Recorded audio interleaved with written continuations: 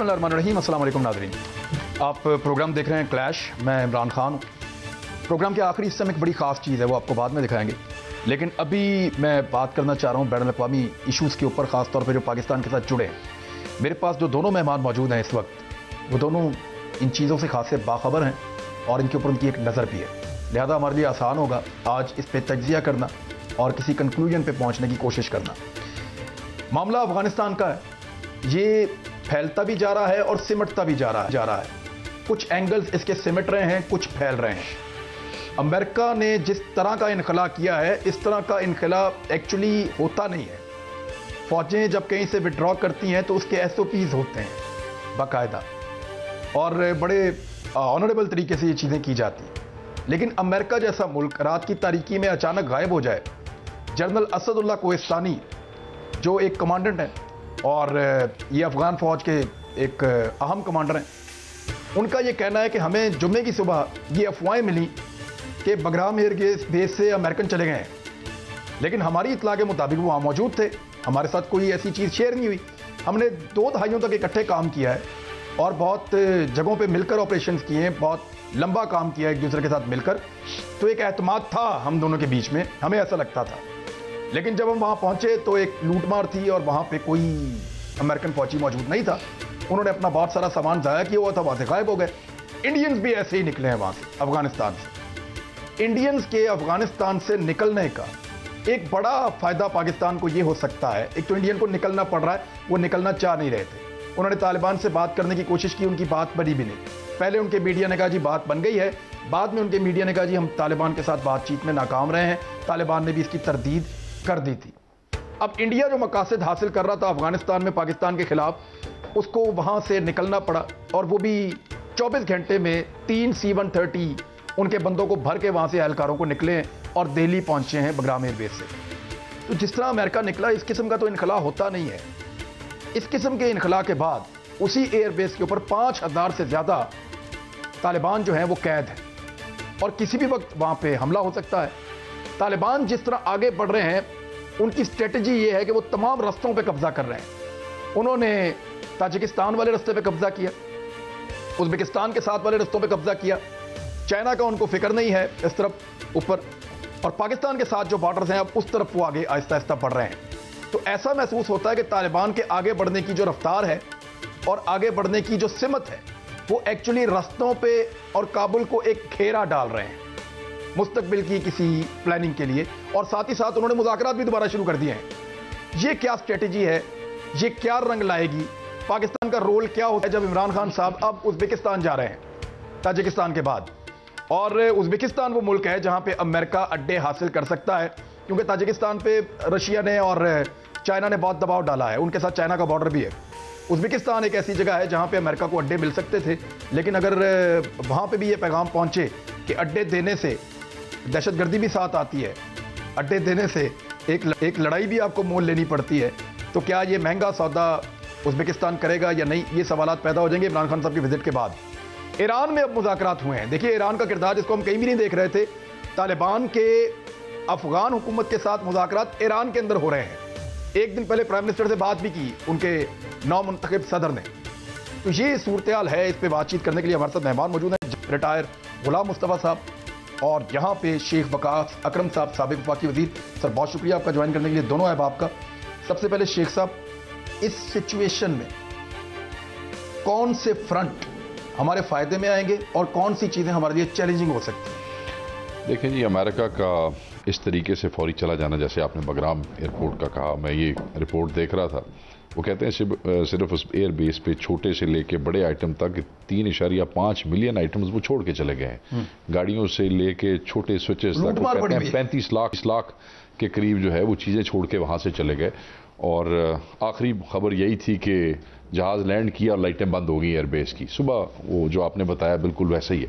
देखिए, हमारे लिए ये चैलेंजिंग सिचुएशन इसलिए है कि इस वक्त TTP, जिसे तहरीक तालिबान पाकिस्तान, जिसने पाकिस्तान के अंदर मामलात ख़राब किए थे, मेरी इतला जो है उसके मुताबिक TTP और अफ़गान तालिबान जो है उनका एक अनअनाउंस्ड किस्म का एक जो इत्तेहाद जो है वो हो गया है, गठजोड़। किसी ज़माने में आप गुट तालिबान, बैट तालिबान, TTP वाले दहशतगर्द और वहाँ वाले وہ کسی حوالے سے وہ ہو گئے اکٹھے. ہمارے لیے یہ کسی بھی صورت میں ٹھیک نہیں ہے. حکومت پاکستان کا خاص طور پہ اب طالبان آئے ہیں. ہاں, حکومت پاکستان اور اسٹیٹ آف پاکستان میں کہوں گا, یہ صرف حکومت کا فیصلہ نہیں ہوتا. اسٹیٹ کا یہ فیصلہ کہ وہ کسی بھی حوالے سے ایئر بیس نہیں دیں گے یا کسی لڑائی کا حصہ نہیں بنے گے, یہ بہترین فیصلہ ہے اس وقت فی الوقت. اس سے بہتر فیصلہ اور کوئی ہو نہیں سکتا. ہم آگے پرائی جنگ کا حصہ بن کے اپنا کافی نقصان کرا چکے ہیں. ہماری کوئی لڑائی نہیں کسی کے ساتھ.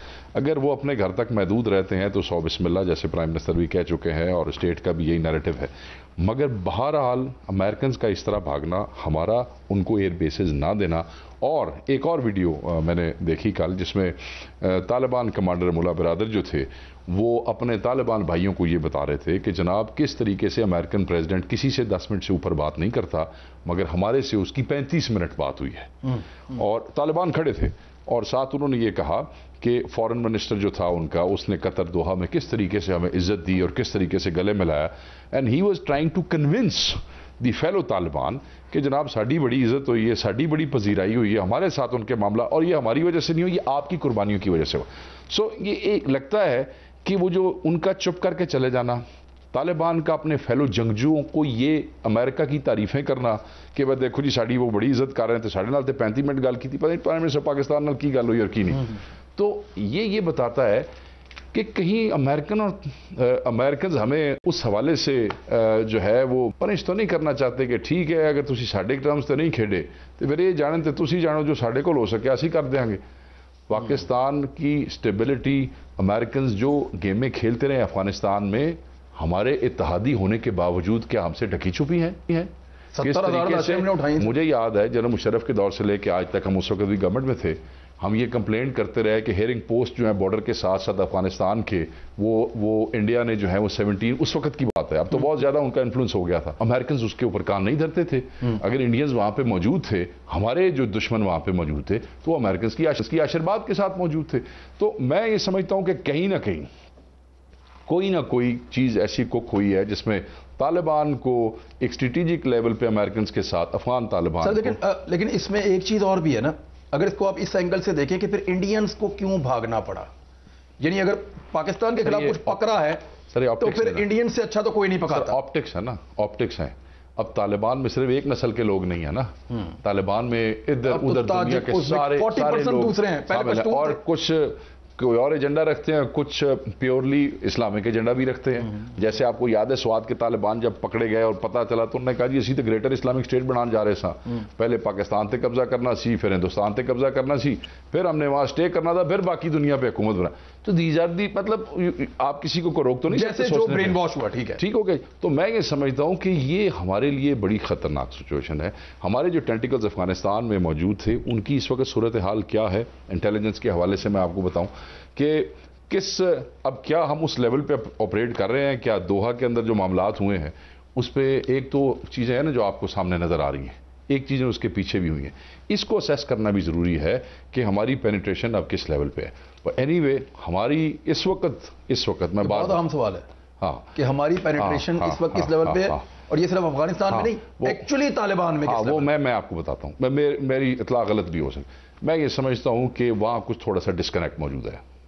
یہ کوئی ڈبل گیم تو نہیں ہے, یہ کوئی ڈسکنیکٹ وہاں پہ موجود ہے. ہاں وہ ڈسکنیکٹ وہ ہے, اور وہ میں آپ سے کبھی بیٹھ کے اس پہ علیحدہ بات ہوئی تو میں یہاں پہ اتنا ہی کافی ہے. جنگ صاحب what your take sir, same discussion ہم آپ کے اوپر تھرو کر رہے ہیں یہاں پہ.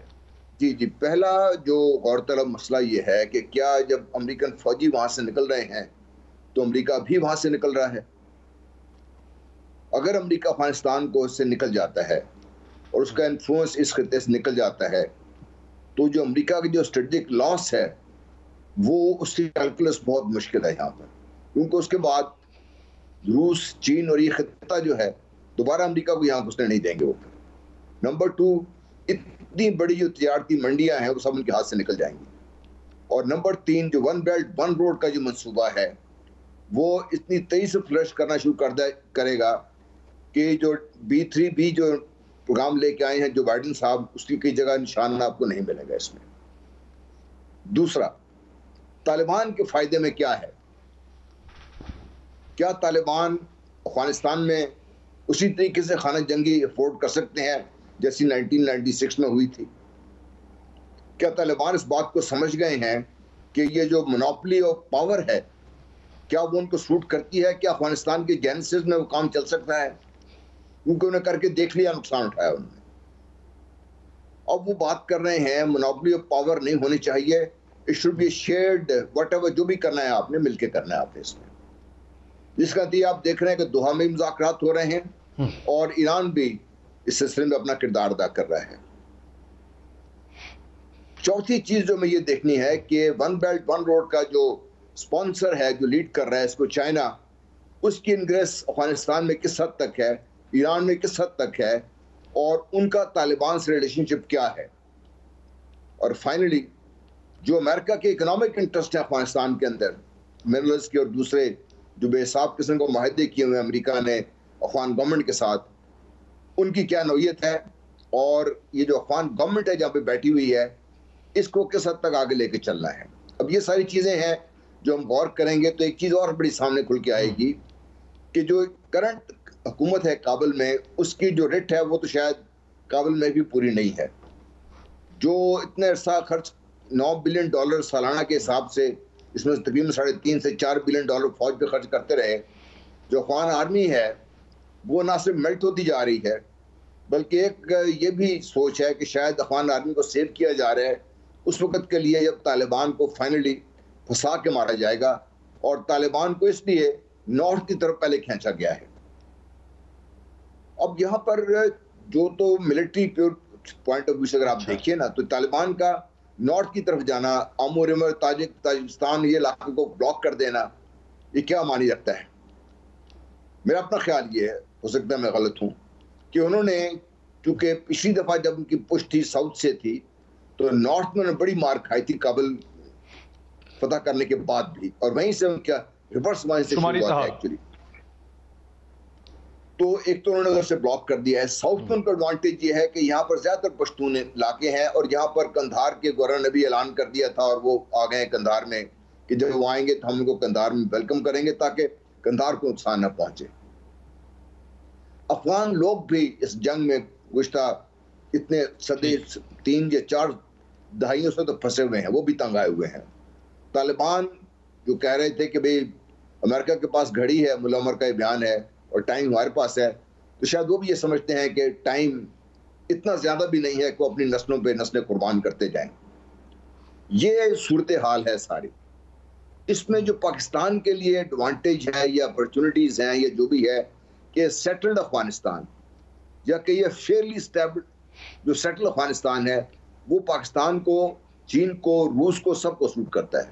ہاں ایک بات میں بتانا بھول گیا کہ روس کے صدر نے یہ پرسوں اعلان کیا تھا کہ تاجکستان میں اگر ضرورت پڑی تو چونکہ ان کا سیکیورٹی پیکٹ ہے وہاں پر، ہم اپنی فوج وہاں پر بھیج سکتے ہیں.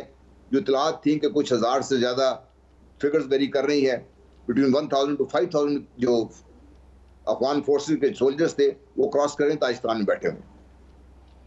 تو روس کا انٹرسٹ ہے کہ اس میں افغانستان سے باہر کسی قسم کا کوئی سپل اوور نہ ہو ٹیررزم کا. باقی جو سنٹ نیشن ریپبلکس کے ہیں، جو ملک ہیں، ان کا بھی یہ انٹرسٹ ہے.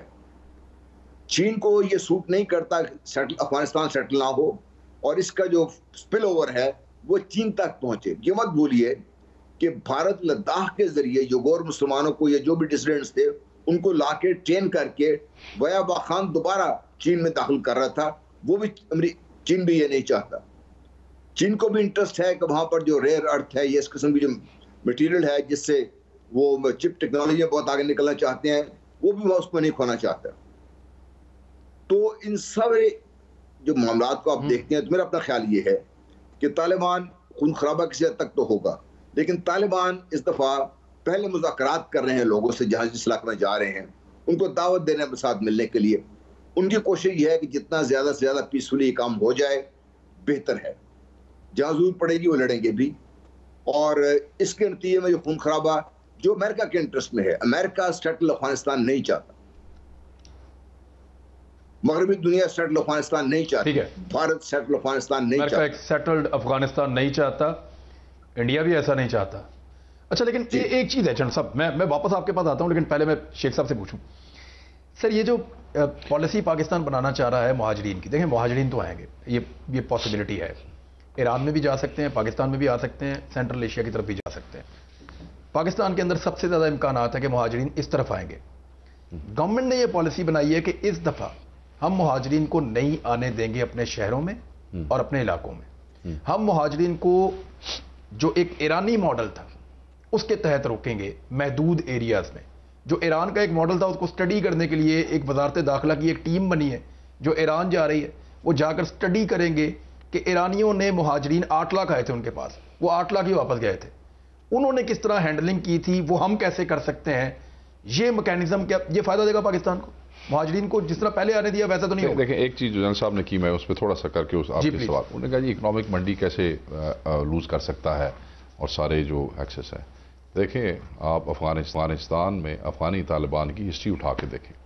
Once I was talking to this American commander یہاں پہ جس وقت جنرل صاحب کا دور تھا، ہلمند جو تھا وہ برٹش آرمی کے پاس تھا.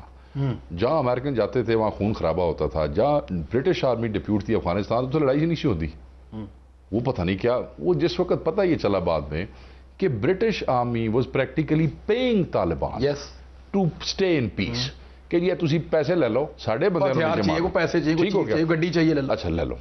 بہت سے علاقے جو تھے، اب ایک افغانستان کا یہ ضلع، مجھے اس کا نام میرے بدخشاں یا کون سا ہے، اس کے اندر افغان گورنمنٹ تھی، یہ دوسری جو امریکن نے انسٹال کی، تجربہ بہت پرانا ہے نا انہوں نے انسٹال کی. سنو جی، مگر وہ جو ڈیم تھا وہ ڈیم طالبان کو ٹیکس دے کے اشرف غنی صاحب چلا رہے تھے. تو طالبان تے پیسے لے کے مک جان گے. اب جہاں ایک طالبان جو ہے، چاہے امریکہ رہے آن گراؤنڈ یا رہے واشنگٹن میں، اگر ایک طالبان کمانڈر جو ہے اپنے جنگجوؤں کو کہہ رہا ہے بھائی صدر نے ساڑھی بڑی عزت کی تھی جے، 10 منٹ کی بجائے 35 منٹ بات کی ہے، تو وہ کل وہ ڈالرز میں راہداریاں پے ہو جائیں گی، ڈالرز میں اکنامک روٹس پے ہو جائیں گے. یہی طالبان ہوں گے، یہی ایکسس دیں گے، منڈیاں نوے پیسے کمان گے. یہ پیسہ تو روس اور چائنا بھی ان کو ٹھیک ہے. ہاں یہ کریں گے وہ کھل کے، ان کو یہ پتا چل گیا ان کے خطے کی اہمیت کیا. ہاں ٹھیک ہے جی. تو جو طالبان پچھلے کئی سالوں سے ٹرکوں سے $100 کی راہداریاں وصول کر رہے ہیں، تو جب لم سم ملینز آف ڈالرز ملیں گے تو وہ بھول جاؤ. یہ امریکہ اس صورت میں اگر ایسی کو گیم ہو گئی ہے تو وہ تھی رہن گے، چاہے ادھر موجود آپ کو نظر آئیں یا نہ آئیں، پیسوں کے ساتھ آئیں گے. بات مطلب سیدھی ہے. جہاں پچھلے جب سے یہ آئے ہیں یہاں پہ $894 بلین، ویسے تو 800 کچھ ہے، مگر اگر پاکستان کی امداد اور ساتھ ملائے تو میں کل پڑھ رہا تھا $894 بلین انہوں نے خرچ کیا ہے.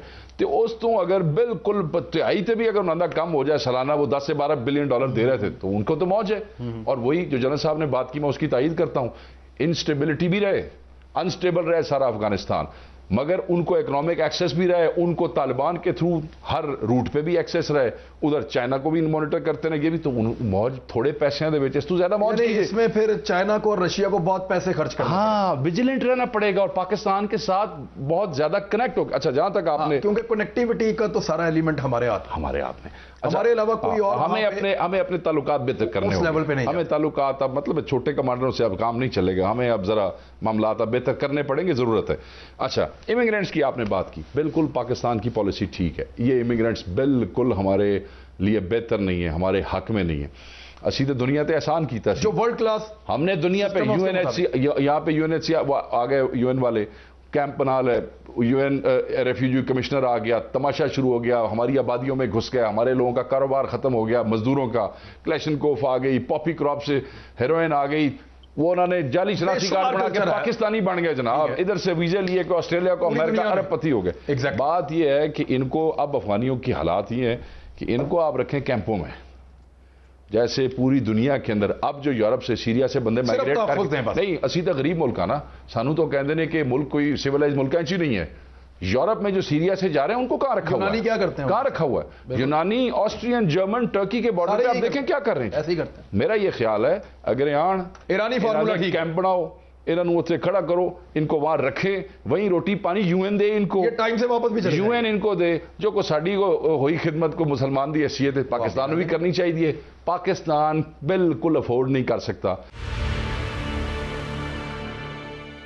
جنرل صاحب یہ جو اب طالبان ہیں ان کے بارے میں نے کچھ مختلف جگہوں پہ پڑھا، یہ بہت مختلف ہیں ان طالبان یا اس طریقہ کار سے جو 96 میں تھا. ان میں کچھ 40% نئے ایلیمنٹس بھی شامل ہیں، جس میں تاجک، ازبیک اور دیگر لوگ، یعنی مجاہدین وہ مجاہدین تھے، یہ طالبان. اب یہ فرق ہے، یہ ان سے فرق ہے.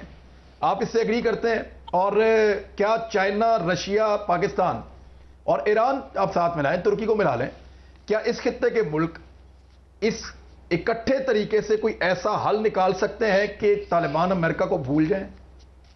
یہ جو کہتے ہیں نا سیوی ہے، یہ ورلڈ پالیٹکس سیوی ہے. یہ دیکھیے کیسے انہوں نے ڈپلومیٹک طریقے سے جو دوحہ ٹاکس کی، انہوں نے ایک ایسا سمجھوتا لے کے آئے جس میں انہوں نے امریکنز کو سارا کچھ نہیں دیا، انہوں نے دے بھی دیا بھی، کچھ نہیں بھی دیا، جس کے نتیجے میں آج دیکھ رہے ہیں آپ کہ طالبان کا وہ جو ایک کلاؤڈ ہے، جس طرح ابھی بات کر رہے تھے ملا برادر کی اور دوسرے کی بھی، تو وہ اپنے آپ کو اسٹیج پہ منوانے پہ کامیاب ہو گئے ہیں. اور سب سے بڑی چیز جو ہوئی ہے وہ یہ کہ Taliban now a legitimate political force of Afghanistan recognised by the United States of America. اتنا بڑا ایڈوانٹیج ان طالبان کو نہیں تھا یہ، تو اس کو وہ ایکسپلائٹ کر سکتے ہیں اور کریں گے بھی وہ، اور وہ سمجھتے ہیں ان چیزوں کو، وہی وہ کر رہے ہیں. اسے ایران سے بات کر رہے ہیں، چین میں کئی دفعہ گئے ہیں، چین میں وہاں بات چیت ہوئی ہے. اور آپ کا یہ سوال ہے، میں بہت امریکہ میں کنفیوژن ہوگی کہ ابھی یعنی امریکہ میں کلیئرٹی تو امریکہ میں بھی نہیں ہے کہ کیسے چلانا ہے معاملے کو. یہ تو وقت کے ساتھ امریکن کا تو مسئلہ یہ ہے نا کہ ان کو یا تو طاقت کے ذریعے چلا سکتے ہیں یا پیسہ دے کے چلا سکتے ہیں. طاقت کا زور انہیں دیکھ لیا کہ کامیاب نہیں ہوا. اگر وہ پہلے پاکستان کی بات مان لیتے تو شاید ان کے حالات ایسے مختلف ہوتے اس وقت. تو جو امپورٹنٹ چیز جو میں یہ سمجھنے کی ہے کہ طالبان کو اور اس خطے کو، میں بہت عرصے سے یہ بات کر رہا ہوں کہ Iran is a very major player. Pakistan کے بعد اس خطے میں اگر کسی کو زیادہ انٹرسٹ ہے تو ایران کو ہے. چین اور روس اس کے بعد ان کا بھی انٹرسٹ ہے. تو یہ ملک تو نیچرل، ان کا جو ایک رنگ ہے، گولڈن رنگ جس کے کہا جاتا ہے، یہ نیچرل گولڈن رنگ ہے جو افغانستان کے ارد گرد موجود ہے، جن کو اکٹھا ہونا پڑے گا اگر وہ سیٹل افغانستان چاہتے ہیں. اگر وہ چاہتے ہیں کہ افغانستان وہ خطہ نہ رہے جہاں سے ہر کوئی نہ کوئی ٹیررزم کی وبا پھوٹتی رہے اور سب ملک سے افیکٹ ہوتے رہیں، اور جو اکنامک ڈیولپمنٹ کی اپرچونیٹیز نکل رہی ہیں اس خطے کے لیے وہ ساری ختم ہو جائیں، اور یہ جو کیسپین سی کی ریسورسز جو بڑی مشکل سے آج سے 4 سال پہلے روس نے سمجھوتا کرایا ہے، کیسپین سی کی جو لٹل اسٹیٹس ہیں اس کے درمیان، ان کی جو ریسورسز ہیں ان کو ایکسپلائٹ کرنے کا موقع ان کے پاس ابھی نکل رہا ہے، اس کو ضائع نہ ہونے دے. تو یہ لوگ بھی اس چیز میں انوالوڈ ہیں، اس میں کچھ لے اور کچھ تو دے کے پر. جنرل صاحب ایک چیز اور ہے، پہلے چلیں آپ بتا دیں. جنرل صاحب میں آپ ہی سے پوچھ لیتا ہوں سوال کہ یہ بھارت کیا واقعی سب سے بڑا لوزر ہوگا افغانستان میں؟ یعنی بھارت نے بڑی انویسٹمنٹ کی تھی، بڑی کوشش کی تھی، اور پاکستان میں بہت ساری دہشت گردی بھارت نے یہاں پہ ایکسپورٹ کی تھی افغانستان سے بیٹھ کر، اور یہاں پہ بہت سارے گروپس بنائے تھے، بڑی محنت کی تھی. خاص طور پہ آپریشن میں جو لوگ افغانستان کی طرف گئے، کیونکہ یہاں بالکل ڈیورنٹ لائن کے ساتھ ساتھ بھی آپریشن ہو رہا تھا تو دیہات ساتھ ساتھ ہیں، جو لوگ ادھر گئے ان کو بھی ایکسپلائٹ کیا، ان کو ریاست پاکستان کے خلاف اکسایا، ان کو استعمال کیا. اب بھارتی کیمپ وہاں پہ خالی ہو گئے، ان کے کانسلیٹ جو ہیں ان کے اندر کام ختم کر دیا گیا ہے، ان کی پریزنس کم سے کم ہوتی جا رہی ہے. یہ کیا پاکستان کے لیے ایک اپرچونٹی، اور بھارت کو ہم کہہ سکتے ہیں کہ الٹیمیٹلی اگر یہاں پہ کوئی بھی نہیں جیتا تو کم سے کم کوئی ایک ہارا ہے تو وہ بھارت ہارا ہے یہاں پہ؟ دیکھیے بھارت نے $3.5 بلین سے زیادہ رشوت کے طور پر دیے تھے افغانستان میں کہ افغان سرزمین کو پاکستان کے خلاف استعمال کرے. بھارت کو سرپرستی حاصل تھی امریکہ کی، مغربی طاقتوں کی، اور ان کے ساتھ مل کے ہی کام کر رہے تھے. یہ پہلے بھی بات ہو چکی، شیخ صاحب نے کہا، اور ہمیں کسی کو کوئی شک نہیں ہے کہ امریکہ اور نیٹو فورسز کی سرپرستی کے بغیر تحریک طالبان پاکستان ہو یا کوئی ہو وہاں سے آپریٹ کر کے پاکستان کو نقصان نہیں پہنچا سکتا تھا. داعش وہاں پر نہیں آ سکتی تھی، وہ لائی گئی ہے وہاں پہ. تو حامد کرزئی کا خود بھی بیان تھا کہ ان مارک ہیلی کاپٹر کے ذریعے کچھ فورسز آئی ہیں اور وہ لینڈ کر گئی ہیں، اور تورا بورا کا پتہ چلا کہ ودن اباؤٹ 24 آورز داعش نے وہاں پہ قبضہ کر لیا. حالانکہ تورا بورا میں اگر 100 بندے بھی بیٹھے ہوئے ہوں تو وہ داعش کو کئی مہینے لگ سکتے ہیں وہاں پہ قبضہ کرنے کے لیے. یہ کیسے ہو گیا سارا کچھ؟ تو یہ تو ایک منصوبے کے تحت افغانستان کو استعمال کرنا تھا. بھارت کا نقصان اس سے کہیں بہت زیادہ ہے، کیونکہ اگر تو بھارت کو اس راستہ نہیں ملتا پاکستان کے تھرو، تجارتی راہداریاں نہیں ملتی پاکستان کے تھرو، تو ان کی جو ٹریڈنگ تھی وہ افیکٹ ہوگی، نمبر 1. نمبر 2، جو کچھ بھی وہاں پہ انہوں نے انویسٹ کیا تھا $3-4 بلین کا، ان کا خیال یہ تھا کہ پاکستان کے خلاف لگاتار استعمال کریں گے، وہ ان کا نقصان ابھی آپ کو سامنے نظر آ رہا ہے اس میں. اور اب तालिबान अब समझते हैं, और तालिबान ने इसीलिए उनके बातचीत तो की उनके साथ अमेरिकन प्रेशर के अंडर, लेकिन उनको कोई उन्होंने कहते कुछ सरा नहीं पढ़ाया उन्होंने अपना, कि अब वो अपनी सरजमीन अगर पाकिस्तान के खिलाफ इस्तेमाल उन्होंने देंगे। और हिस्टोरिकली अफगानिस्तान पाकिस्तान के अगेंस्ट हॉस्टाइल रहा है, ये पाकिस्तान बनने से लेके आज काफ़ी अरसे तक पाकिस्तान के खिलाफ हॉस्टाइल रहा है हिस्टोरिकली। और वो उसकी बड़ी वजह ये थी कि वहाँ पे सोवियत यूनियन का और भारत का बहुत बड़ा अमल दखल पहले से ही था। अब सोवियत यूनियन तो खैर खत्म हो गई है, रूस अब गेम डिफरेंट तरीके से खेल रहा है। भारत उस खित्ते से जो नुकसान भारत को सबसे ज्यादा नुकसान किसी ने उठाया है, तो मेरा ख्याल है भारत नहीं उठाया है। और अब भारत को यही समझ नहीं आ रही कि चूंकि अफगानिस्तान की जमीन पहले अवेलेबल थी पाकिस्तान के खिलाफ, वो उनका ये क्या क्लेम था। शेख साहब सर देखें, अब जनरल साहब बिल्कुल अब क्या करेंगे, ये भी जनरल साहब ने छोड़ी है बात है। देखिए हाँ, कि भारत के पास अब यहाँ क्या मैं आपको ये मैं बताऊं, बात यह है कि अब सोवियत यूनियन जैसे जनरल साहब ने खुद कहा ख़त्म होगी, अब रशिया है। अब रशिया के इस वक्त पाकिस्तान से क्या ताल्लुकात हैं और उस वक्त क्या थे। जिस वक्त मुजाहिदीन वाला मामला हो रहा था रशिया के साथ, ऑब्वियसली रशिया हमारे एंटी था, इधर से CIA और पाकिस्तान में सबसे बड़ा मुजरिम समझता है। ठीक हो गया जी। अच्छा, अब हालात हमारे रशिया के साथ क्या है, हमारा डिफेंस मिनिस्टर आ रहा है, उनके बंदे जा रहे हैं, हमारी और रशिया की जॉइंट एक्सरसाइजेज जो हैं अभी हुई हैं। पहली दफ़ा कई सालों में रशियन आर्मी और पाकिस्तान आर्मी की पाकिस्तान के अंदर जॉइंट एक्सरसाइजेज हुई हैं। हम उनसे कोई हेलीकॉप्टर्स की डील कर रहे हैं, डिफेंस की चंद बिलियन डॉलर्स की जो डील हमारी चल रही है। और ये जो नेक्सस है अमेरिकन प्रेजेंस का, जहाँ पे ईरान है, चाइना है, पाकिस्तान है, वहाँ पे रशिया के अपने इंटरेस्ट भी हैं, और वो यही है कि ये स्टेबल हो और यहाँ अमेरिकन की शैतानी जो है वो कम हो। तो मैं ये समझता हूँ उस हवाले से अब रशिया पाकिस्तान की सोच के थोड़ा सा करीब भी है, वो दुश्मन वाला मामला नहीं है जो उस जमाने में था। और ऑब्वियसली उस वक्त हम लड़ रहे थे, पुतिन का एक प्रॉमिस भी है कि वो पाकिस्तान आने वाला है। हाँ हाँ, तो देखें वो सिचुएशन जो है अब वो बड़ी बेहतर है उस हवाले से। तो क्योंकि उस वक्त ब्लॉक अमेरिकन ब्लॉक और रशियन ब्लॉक था, हम अमेरिकन ब्लॉक में थे, ये इंडियन रशियन ब्लॉक में थे। अब इंडियंस की कॉपरेशन पिछले 5-10 साल से अमेरिकन के साथ बहुत हो गई है। डिफेंस डील्स हुई हैं, अमेरिकन प्रेसिडेंट आ रहा है, जा रहा है, रशियन प्रेसिडेंट से ज़्यादा वहाँ पे आना जाना हो गया है। ऑब्वियसली ये बच्चों की लड़ाइयों की तरह तो नहीं होता भाई तू मेरे दोस्त ना दोस्ती क्यों कर ली, मगर खित्ते के अंदर तकलीफ ज़रूर होती है। वो रशियंस के अंदर के 80 सुपर पावर वड्डियाँ अमेरिका, तो वो गल्ला वो आज भी मौजूद हैं। तो मैं ये समझता हूँ कि वो जो कुर्बत अमेरिका से डेवलप की थी उससे कुछ नुकसान रशिया के ब्लॉक की तरफ हुआ। अब इंडिया का वहाँ से चले जाना, क्योंकि अमेरिकन चुप करके पुल आउट हो गए हैं अपनी स्ट्रैटेजी के मुताबिक, तो अब हिंदुस्तान को अपनी खैर मनानी चाहिए।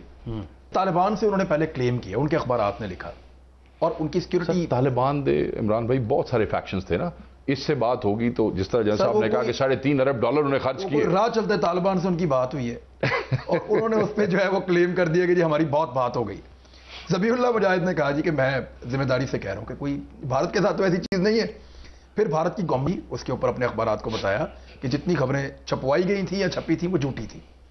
तो उसके बाद रातों रात निकलना, वहां से भाग जाना, ये बता रहा है कि भारत के पास अफगानिस्तान में पाकिस्तान के खिलाफ करने के लिए अभी फिलहाल कोई स्पेस नहीं। देखें ना, हमें तो टेंशन है ही है कि अगर अनस्टेबल अफगानिस्तान हो, मगर अगर अफगान तालिबान ने कोई जिहाद करना है तो मुसलमानों के खिलाफ तो नहीं करना, वो हिंदुस्तान के खिलाफ करना जी। ठीक है ना जी, उधर से तो माल पानी मिल रहा होगा। मेरे ख्याल में अब तक के लिए इतना ही। मैं बहुत शुक्रगुजार हूं जनरल साहब का, शेख वकास अकरम साहब का। एक मुश्किल टॉपिक पे आप लोगों ने सी हासिल डिबेट की है, और ये चीज़ें मेरे ख्याल में हमारे जो लोग समझना चाहते हैं इन इशूज़ को, और लोग डिमांड करते हैं कि इन पे भी बात होनी चाहिए। आप दोनों का बहुत शुक्रिया। एक ब्रेक लेते हैं, वापस आ रहे हैं, फिर एक बड़ी खास चीज़ है आपके साथ मैं डिस्कस करूँगा।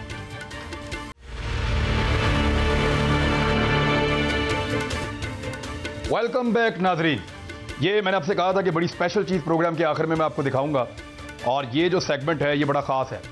मैं पहले आपको याद दिलाऊं, पाकिस्तान में ना थोड़ा सा कॉन्फिडेंस की कमी है, हम नहीं कर पाएंगे, हमसे नहीं होगा, ये बहुत मुश्किल है। वो बहुत तरक्की याफ्ता लोग हैं, वो इसको कर सकते हैं, और इसी अदम एतमाद की वजह से दुनिया ने हमें आसान तरीन चीज़ें बहुत महंगी बेची हैं और हमारा फ़ायदा उठाया है, हमारे खुद एतमादी ना होने का फ़ायदा उठाया। यानी हमें लगता था हम कभी भी वेंटिलेटर नहीं बना सकते, हमेशा यूरोप से आएंगे या चाइना से लेंगे। चाइना भी अगर ये सोचता वो भी ना बना पाता, लेकिन अब पाकिस्तान वेंटिलेटर बनाता है। हौसला किया कुछ लोगों ने, उन्होंने कहा जी बनाएंगे, उन्होंने बनाया। जो चीज़ भी आप बनाना चाहें दुनिया के दूसरे मुल्कों में आपके लोग जाकर बनाते हैं, दुनिया के दूसरे लोगों में आपकी तरह के इंसान बैठे हैं। ان کی انٹیلیجنس آپ کی انٹیلیجنس کا کیا مقابلہ ہے؟ معاملہ صرف یہ ہے کہ وہ انیشیٹو لیتے ہیں، وہ حوصلہ کرتے ہیں، ان کو اعتماد ملتا ہے، جبکہ یہاں پہ اعتماد سازی کا فقدان ہے. یہاں پہ لوگ ڈسکریج کرتے ہیں، اور باقاعدہ لوگوں کو ڈسکریج کرنے کے لیے، ان کو اعتماد کو ختم کرنے کے لیے پیسہ خرچ کرتی ہیں وہ کمپنی جو پاکستان سے پیسہ نکال کر لے کر جاتی ہیں. آج ایک بہت اچھی خبر ہے جو میں آپ کے ساتھ شیئر کروں گا، اور ابھی تھوڑا ہی عرصہ پہلے وزیر اعظم کے ساتھ ذمہ داری سنبھالی ہے. ہمارے ساتھ موجود ہیں اس وقت جمشید اقبال چیمہ صاحب. سر بہت شکریہ آپ کا جوائن کرنے کے لیے.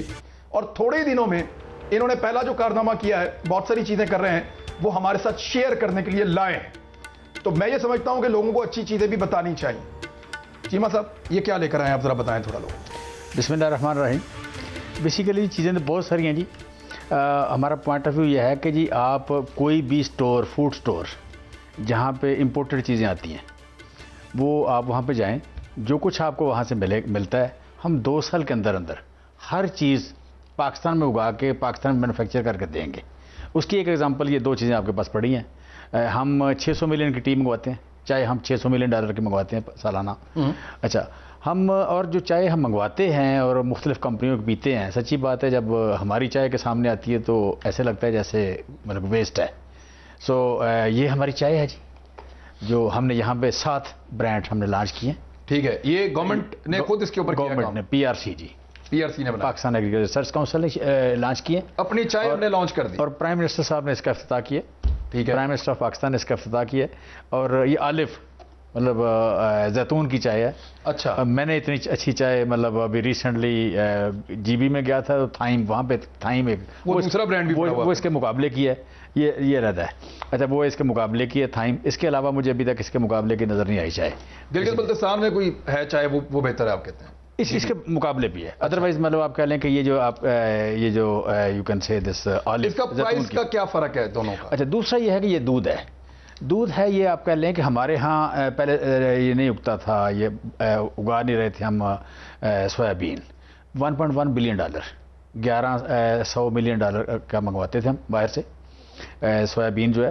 سو وہ تقریباً آپ کہہ لیں بنتا ہے کوئی 200 ارب روپے کا، تقریباً 250 ارب روپے کا بنتا ہے. وہ ہم باہر سے منگواتے ہیں. 200 ارب روپے کا ہم باہر سے سویابین منگواتے ہیں، ابھی بھی منگوا رہے ہیں جی. ٹھیک ہے. تو وہ یہاں پہ کہتے تھے یہ ہو نہیں سکتا، ریسرچ فیل ہوئی. ہم نے آ کے کام کیا ہے تو وہ سکسیسفل ہوا ہے. 2 سال بعد اس کی امپورٹ ختم. وہ ریسرچ فیل ہوتی تھی یا کمیشن آ جاتی تھی؟ کمیشن بھی اور حوصلہ جو آپ بات کر رہے تھے بیسیکلی. یہاں پہ نا معاشروں کو اصل میں جو انٹلیکچوئل ہے وہ گائیڈ کرتے ہیں. اگر انٹلیکچوئل معاشرے کو حوصلہ دیں تو معاشرہ چل پڑتا ہے، اگر وہ ڈسکریج کریں تو معاشرہ بیٹھ جاتا ہے. یہاں پہ آپ کہہ لیں کسی کے سیانے ہونے کا یا کوئی دانش مند ہونے کا یہی ہے کہ جی ہم بہت پیچھے ہیں، صدیاں لگیں گی، ہم ان کے برابر نہیں جا سکتے، گورے ہی ہیں وغیرہ وغیرہ وغیرہ. آپ یہ بنا کے لے ہیں. تو یہ آپ کہہ لیں کہ یہ ہم لائے ہیں سویابین ملک. سویابین ملک دنیا میں کافی پیا جاتا ہے. چائنا میں سب سے زیادہ یہی پیا جاتا ہے. وہ بچوں کو امریکہ یہ وہ نہیں، بچے بھی اور بوڑھے بھی. یہ جو ہے نا آپ کہہ رہے بچے بھی تو اینیمل ملک بھی پی سکتے ہیں، ماں کا دودھ بھی پیتے ہیں، جانور کا بھی پیتے ہیں. لیکن بڑھاپے میں جا کے نارملی دودھ جو اینیمل ملک ہے وہ مشکل ہوتا ہے. یہ بوڑھوں کے لیے، بچوں کے لیے، جوانوں کے لیے ایکولی ساروں کے لیے اور اینٹی ایجنگ ہے. اب اس میں دیکھیں یہ ملک ہم آج کوثر مارکیٹ سے لے کے آئے ہیں دودھ 1 لیٹر. اچھا 1 لیٹر اس کی ہے میرے پاس، یہ رسید ہے. یہ 1 لیٹر دودھ آپ کا ہے 2190 روپے کا. 2190 روپے کا 1 لیٹر دودھ جی. 2190 روپے کا 1 لیٹر دودھ. یہ سویابین ملک ہے. سویابین ملک جی. ٹھیک ہے. ہم یہ جو دودھ جو ہے اس سے بہتر جو دودھ ہے وہ ہم دے رہے ہیں تقریباً 200 روپے کا. یہ آپ نے یہی والا دودھ بنایا، اس سے بہتر بنایا. 1 لیٹر کی 1 لیٹر دودھ کی کاسٹ کیا ہے پاکستان؟ 200 روپے. منافع ڈال کے، ساری چیزیں ڈال کے، سارے منافع بھی ڈال کے، ایکسپینس بھی ڈال کے، سارا کچھ اس ملک میں رہتے ہوئے 200 روپے. 200 روپے میں بڑا ریزنیبل پروفٹ ہے. 10 گنا کم ہوگی قیمت. 10 گنا کم قیمت ہوگی اور باقی سارے پیسے یہاں پہ رہ گئے. آپ کا 1.1 بلین ڈالر بھی بچ گیا. 1.1 بلین ڈالر بچا. پھر یہ کہ اس وقت ہم تقریباً 8 ارب ڈالر کی، 8 ارب ڈالر کا مطلب ہے تقریباً کوئی 1300 روپیہ 1300 روپیہ پاکستان کے total G D P, total جو پی ایس ڈی پی ہے اس کے زیادہ ہے. آپ کہہ لیں کہ فیڈرل گورنمنٹ کا 900 ارب روپے کا اس سال پی ایس ڈی پی ہے جو ڈیولپمنٹ کا ایکسپینس ہے، اس سے 1.5 گنا. ہم اس وقت $8 بلین کا فوڈ امپورٹ کر رہے ہیں، اور اس میں موسٹلی چیزیں اسی طرح کی ہیں. چائے ہم امپورٹ کرتے ہیں، ایڈیبل آئل ہم امپورٹ کرتے ہیں، دودھ اس طرح کے امپورٹ کرتے ہیں، چاکلیٹ وغیرہ، کافی. اب کافی بھی ہم اگائیں گے. چائے کے لیے ہمارے پاس 1 لاکھ. شہد اور زیتون تک ہم باہر سے امپورٹ کرتے ہیں. شہد کے لیے، شہد کی تو اتنی اچھی ویلی ہے. یہ آپ کا جو پوٹھوار کا خطہ ہے دنیا کا بہترین خطہ ہے شہد کے لیے. صرف آپ کا مارگلہ میں ہمارا ٹارگٹ ہے کہ ہم 10,000 ٹن سالانہ. 10,000 ٹن. 10,000 ٹن. یہ مارگلہ اسلام آباد. مارگلہ اسلام آباد میں صرف جا کے آپ نے کالونیاں رکھنی ہیں اور آپ نے تھوڑا سا کام کرنا ہے. وزیر اعظم پاکستان سے انشاءاللہ اس کا افتتاح کرائیں گے. ہم مارگلہ ہل سے 10,000 ٹن شہد پیدا کیا کریں گے. اور اس خطے میں بیری بڑی شاندار ہوتی ہے، پانی بڑا تھوڑا چاہیے اس کو، بیری بڑی شاندار ہوتی ہے. اور دنیا میں سب سے زیادہ سدر اسے کہتے ہیں، دنیا میں سب سے زیادہ مہنگا جو شہد ہے سدر کا شہد ہے. اور اس خطے کو ہم ڈکلیئر کرنے جا رہے ہیں کہ ہنی کا جو آپ کہہ لیں کہ home of honey, hub of honey. So hub of honey ہم سمجھتے ہیں کہ آگے جا کے ہم مطلب سینکڑوں آپ کہہ لیں لاکھوں ٹن. میں ذرا ایک چیز دیکھنا چاہ رہا ہوں اس میں. یہ اس میں کون سی انگریڈینٹس ہیں؟ آپ نے کیا کیا ڈالا اس میں؟ اس میں ڈالا کچھ نہیں، جو کچھ اس میں ہوتا ہے. کیا نام ہے اس میں؟ جی ہے انرجی ہے، پروٹین ہے، کیلشیم ہے، اور سیچوریٹڈ فیٹ ہے، اور کاربوہائیڈریٹس ہیں. اس میں سب سے امپورٹنٹ بات ہے کہ پروٹین رچ ہے. پروٹین رچ ہونے کی وجہ سے یہ والے میں کیا، یہ جو یہ باہر سے ہے اس میں بھی سیم ہے. جی دکھائیں، اس میں بھی سارا کچھ سیم ہے.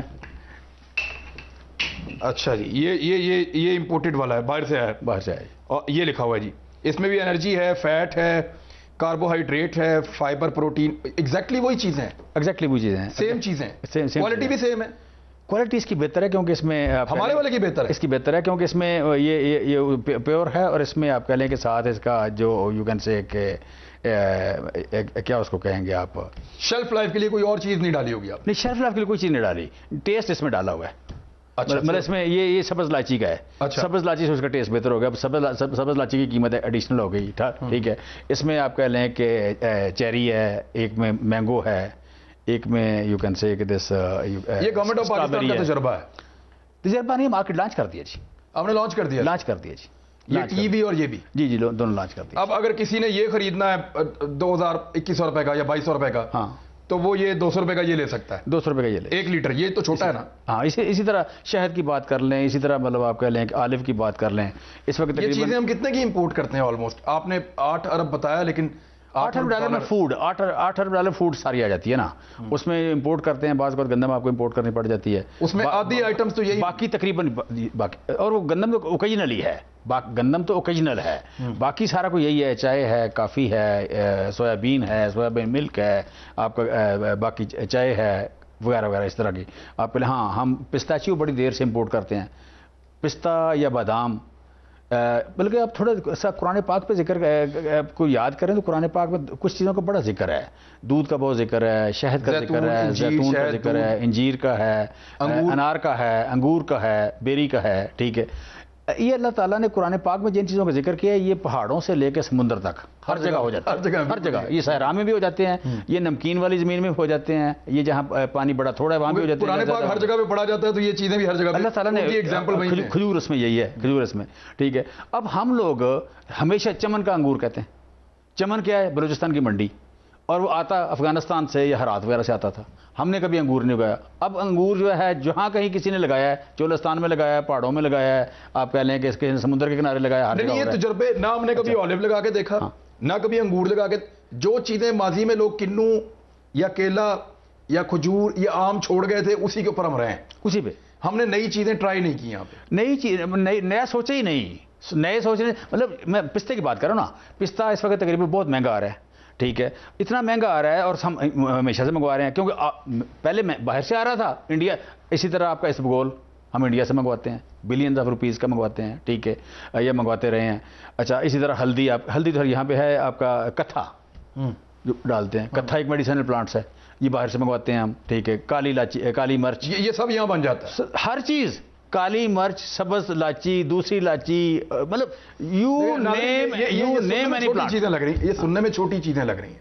$8 ارب کی چھوٹی چیزوں کی بات. $8 ارب ہے پاکستان کے لیے.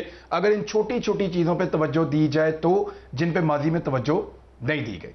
اچھا دوسرا یہ ہے کہ یہ چھوٹی بات ہوگی نا, بڑی بات تو یہ ہے کہ آپ کا بلوچستان, آپ کے پاس 1 کروڑ ایکڑ ایسا ہے جس پہ آپ سویابین آلیو لگا سکتے ہیں, زیتون کے درخت لگا سکتے ہیں. 135 درخت ہیں ایکڑ میں, 2.5 لاکھ کا ہو جاتا ہے ایکڑ. اچھا 2.5 لاکھ کا ایکڑ, سال میں ٹوٹل 3 پانی چاہیے, ایک بار کھاد چاہیے, 100 سال تک پھل دیتا ہے, 100 سال تک پھل دیتا ہے. اس کے بعد بھی زندہ رہتا ہے, پھل تھوڑا کم ہو جاتا ہے 100 سال کے بعد, ٹھیک ہے. 4 سال بعد 3 سال بعد پھل دینا شروع کرتا ہے. پاکستان میں نیچرل پلانٹ اس کے 10 کروڑ سے زیادہ ہیں, 10 کروڑ سے فائدہ نہیں اٹھایا. نیچرل پلانٹ نے فائدہ نہیں اٹھایا, ہم نے دیکھا ہی نہیں کبھی, ریسرچ ہی نہیں کی. وہ زمین پہ اللہ تعالیٰ نے بار بار قرآن پاک میں سوچنے کی دعوت دی ہے, سوچنے کی دعوت دی, کبھی کی ہے نہیں. ہم سمجھتے ہیں 1970 سے ہم آئل امپورٹ کر رہے ہیں, ایڈیبل آئل 1970 میں امپورٹ کرنا شروع کیا, ہر سال 12% امپورٹ کرتے ہیں. ہم باہر سے لیتے ہیں, جو کوکنگ آئل ہے جتنا بھی وہ بھی باہر سے لیتے ہیں. مطلب $4 ارب کا ہم تیل باہر سے منگواتے ہیں, اور 1970 سے سویابین آئل تو آتا ہی باہر سے, ہم نے سویابین باہر سے آتا ہے, سویابین یہاں اگایا نہیں کبھی ہم نے, ٹھیک ہے. اس طرح مکئی, مطلب ہم نے یہاں کام اس پہ نہیں کیا. ہم نے شوگر بیٹ پہ کام کیا, بھی نہیں ملی کہ کیا اگانا ہے اور کیا نہیں اگانا.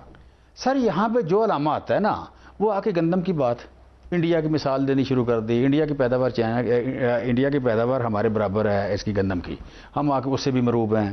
مطلب جس ملک کا نام لو ہم اس سے مروب ہیں, جس ملک کا نام لو اس سے ہم ڈرتے ہیں, ٹھیک ہے. سو بیسیکلی آپ کہہ رہے ہیں کہ ان کی ذکر کرتے ہیں. کاٹن کی پیداوار آج بھی انڈیا کی ہمارے برابر ہے, ٹھیک ہے. ہم اس وقت ہماری کاٹن تباہ ہوئی ہے, پھر بھی آج بھی ان کی پیداوار ہمارے برابر ہے. ہم ان کی بھی مثال دینے سے باز نہیں آتے. چلو امریکہ کی دیتے تھے, کسی اور کی دیتے تھے, پھر چائنا کی دینی شروع کر دی, اب انڈیا کی مثالیں دینا شروع کر دی. سو ہم نے کام نہیں کیا. میں سمجھتا ہوں کہ پاکستان میں 22 کروڑ ایکڑ ہے, ابھی تک 5.5 کروڑ ایکڑ آباد ہے. اب 138 ملین ایکڑ فٹ پانی ہے آپ کے پاس. اس پانی کا ایک ایک قطرہ سنبھالیں, اور اس میں آپ کے پہاڑوں پہ جہاں برف ہے, اونچے ہیں, سردی زیادہ ہے, اس کے علاوہ 1 انچ یہاں آباد ہونے والا ہے. کسی جگہ کوئی پودا سوٹ کرتا ہے, اللہ تعالیٰ نے دیا ہوا ہے, کسی جگہ کوئی پودا سوٹ کرتا ہے, کسی جگہ کوئی میڈیسن سوٹ کرتی ہے, کسی جگہ کوئی فصل سوٹ کرتی ہے. جہاں جو سوٹ کرتا ہے پاکستان کا پورا جیولوجیکل عمران جی ہم نے بنا لیا, 22 کروڑ ایکڑ کا بنا لیا, 22 کروڑ ایکڑ کا بنا لیا. ہم کہاں پہ کیا کس وقت کب یہ آپ کے پاس ہے؟ مطلب بلوچستان کے سن لیں 32 ضلع ہیں, 32 ضلعوں میں سے 25 ضلع ایسے ہیں جہاں پہ آلیو لگ سکتا ہے, جہاں پہ زیتون ہم لگانے جا رہے ہیں. 25 ضلع, 25 جی بہت بڑا ضلع ہے. اچھا اس میں 12 ضلع ہیں جہاں کاٹن ہوتی ہے. 12 بلوچستان میں اس وقت 3.5 لاکھ ایکڑ میں لگائی ہے, ٹھیک ہے. 12 ضلع ایسے جو دالوں کا ہم ہب بنانے جا رہے ہیں, ٹھیک ہے. 14 ضلع ہیں ایسے جہاں پہ آپ کہہ لیں کہ ہم امپورٹ کرتے ہیں, سویابین لگانے جا رہے ہیں. جی دالیں وغیرہ تو امپورٹ کرتے ہیں. دالیں نہیں امپورٹ کریں گے آئندہ, دالیں اب امپورٹ بند کریں گے ان کی. ہم آپ کا ڈیرہ اسماعیل خان آن ریکارڈ لیا, آپ کی حکومت ختم ہونے میں 2 سال ہے, آپ یہ ان آئٹم کی امپورٹ کو کہاں تک لے آئیں گے ان 2 سالوں؟ دیکھیں بیسیکلی 2 سال میں تو ہم گرو تیز کریں گے. بیسک اس وقت گیپ کتنا ہے؟ گیپ ہے کہ ہم دنیا سے کوئی 40% سے زیادہ, کوئی 41-42% خوراک کم کھا رہے ہیں. دنیا کھا رہی ہے 2900 کیلریز اوسط, ہم کھا رہے ہیں 2100, 38% یہ ڈفرینس ہے. دوسرا یہ کہ ہم $8 ارب باہر سے منگوا رہے ہیں. اور تیسرا یہ ہے کہ اگر آگے آبادی ہماری کو 2.25% بڑھ رہی ہے, 2.2% بڑھ رہی ہے, ہم سمجھتے ہیں کہ اگلے 7 سال میں آپ کو 70% اگر آپ کی پروڈکشن بڑھ جائے, گرو کریں, تو پھر آپ دنیا کے برابر ہو جائیں گے, ایکول ہو جائیں گے, ٹھیک ہے. سو ہمارا ٹارگٹ یہ ہے. سو جو آج آپ کا پودا لگائیں, ریسرچ لگائیں, کوئی اس کو اپ اسکیل کرنا شروع کریں, ایکڑ بڑھانے شروع کریں, تو اس میں ٹائم لگتا ہے. سو جو ٹائم لگتا ہے, مطلب فرض کریں زراعت اگر بڑھ رہی ہے 2.6%, 7% یا 4% بڑھ رہی ہے, وہ 4 کی بجائے ہمارے اس 2 سال میں 6-7% بڑھنا شروع ہو جائے گی. آگے جا کے یہ بڑھے گی 12-13% کے حساب سے, 12-13-14% کے حساب سے زراعت آگے جا کے جو کچھ اس وقت لگا رہے ہیں. مطلب اس وقت ہم اس سال 50 لاکھ درخت لگائیں گے اس کے آلیو کے. اب 50 لاکھ درخت نے 2 سال بعد پھل دینا ہے, ٹھیک ہے. سو بیسیکلی اس طرح اس نے آگے بڑھنا ہے. سو ساتھ ہم نے اس کی 25 فیکٹریاں لگائی آلیو کی ایکسٹریکشن پلانٹ جو ہیں گورنمنٹ کر رہی ہے. جی گورنمنٹ نے اس سال تقریباً کوئی 13 ارب لگایا. اٹلی کا آمدن کا ایک بہت بڑا حصہ آلیو کا ہے, لگ بھگ. سر دنیا میں ہم سب سے بڑے ایکسپورٹر ہوں گے آلیو کے. کب تک؟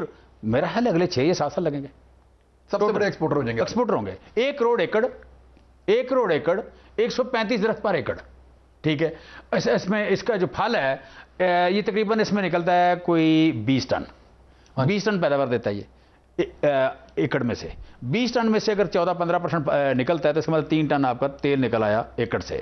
3 ٹن آپ امیجن کریں کیا بنتا ہے, آپ امیجن کریں ہوتا کیا ہے, کتنا بہت بڑا پیسہ ہے جو پاکستان کو مل سکتا ہے. تو ناظرین اس کا پوٹینشیل موجود ہے, ہم اس پہ کام کریں. یہ ایک اچھی خبر ہے, اور یہ تو ایک میں رکھ لیتا ہوں اپنے پاس. جی بالکل رکھیں. اچھا, یہ ایک اچھی خبر ہے ناظرین, اس کو پی کے بھی دیکھ لیں گے, فیڈ بیک میں سوشل میڈیا پہ دے دوں گا. تو پاکستان اگر حوصلہ کرے اور خود بنانا چاہے تو بے شمار چیزیں بنا سکتا ہے, صرف انیشیٹو لینے کی دیر ہے. اب تک کے لیے اتنا ہی, اپنا خیال رکھیے گا. اللہ حافظ.